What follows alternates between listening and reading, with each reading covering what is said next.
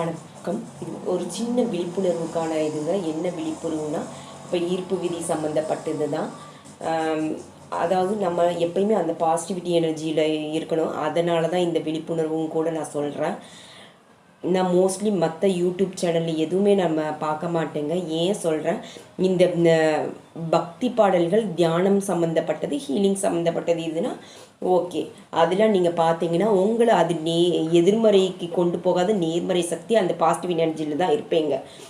இதே இது நான் நேற்று 2 சேனல்ஸ் நான் பார்த்தேன். 2 டேஸும் நான் அதுவும் வாட்ச் பண்ணேன். 2K views. அதே போல் நான் ஓகே பாருங்கள், பார்க்க வேண்டாம் சொல்ல. அவங்களோட கஷ்டத்தை பகிர்றாங்கங்க. கஷ்டத்தை பகிர்றது இல்லை, அவங்க மட்டும் இல்லை, அது கண்டென்ட்காக அவங்க செய்கிறாங்களா கூட எனக்கு தெரியலை. இப்போ அவங்க மட்டும் லோ எனர்ஜியில் உங்களை சுற்றி எல்லாரையும் அந்த நேர்மறையிலேருந்து எதிர்மறைக்கு கூட்டிகிட்டு போகிறாங்க.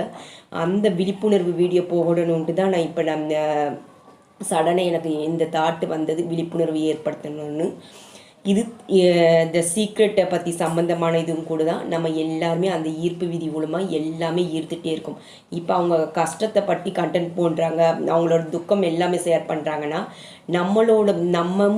நம்ம கூட அந்த நேர்மறையிலேருந்து எதிர்மறைக்கு தான் ஈர்ப்பு விதி இதுதாங்க.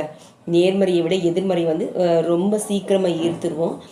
அதனால தான் ஃபுல்லுமே அந்த பாசிட்டிவிட்டி எனர்ஜியில் இருக்கணும்னா நீங்கள் இந்த கோளாறு பதிகம், சிலப்பதிகாரம், சிவபுராணம் இந்த போல் இதுனா நீங்கள் பார்த்தீங்கன்னா அது நேர்மறை மட்டும்தான் உங்களுக்கு இருப்பாங்க. பட் இந்த துக்கங்கள் இதை பற்றிலாம் நீங்கள் வீடியோஸ் பார்த்தீங்கன்னா உங்களுக்கு அந்த நேர்மறையிலேருந்து எதிர்மறை சக்தி தான் ஈர்த்து இழுக்கிறீங்க. இது ஒரு சின்ன அவேர்னஸ்க்காக நான் சொல்லணும்னு நினச்சேன்.